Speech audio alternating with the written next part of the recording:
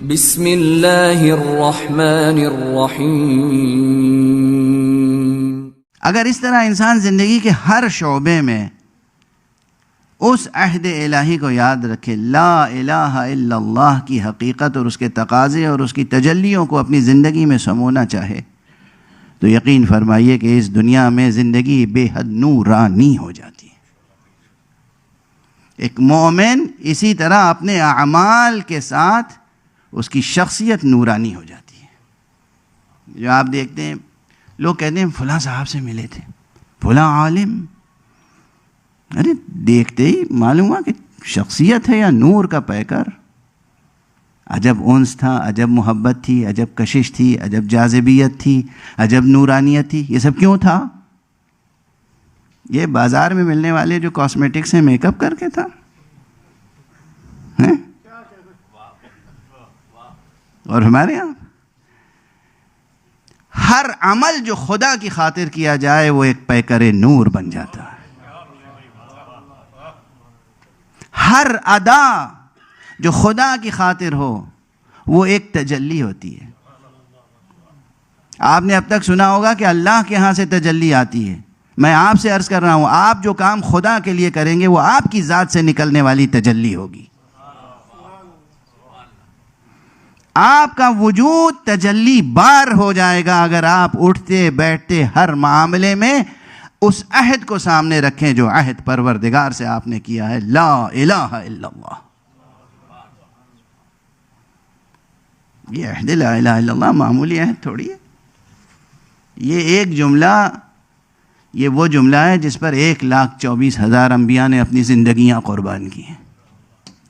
غور فرمانے ہیں، یہ ایک لا الہ الا اللہ کا جملہ، یہ وہ جملہ ہے جس پر امیر المؤمنین علی ابن ابی طالب علیہ السلام جیسے انسان کامل نے اپنی زندگی قربان کی ہے۔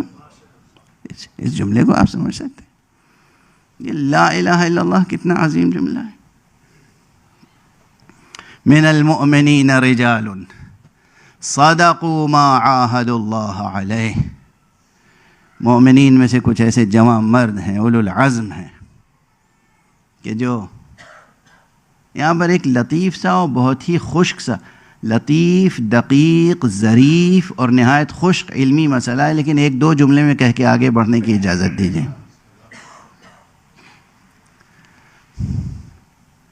لفظ تو رجال ہے،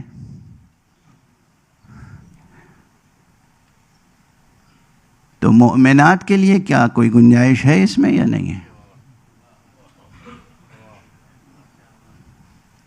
ہے نا بحث؟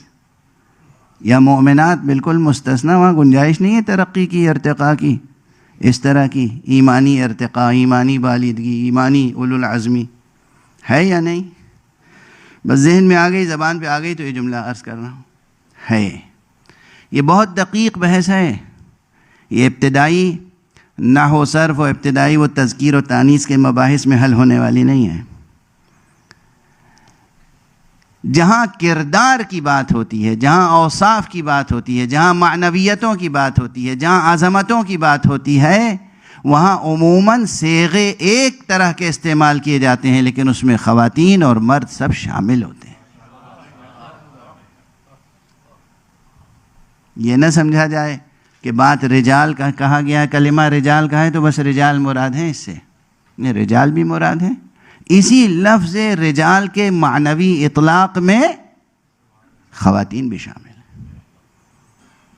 یہ تھوڑی کہ خواتین شامل نہیں ہیں، خواتین بھی شامل ہیں۔ ایسی خواتین وہ بھی قابل سلام ہے کہ جو اپنے اللہ سے کہے ہوئے عہد کو نبھاتی ہیں۔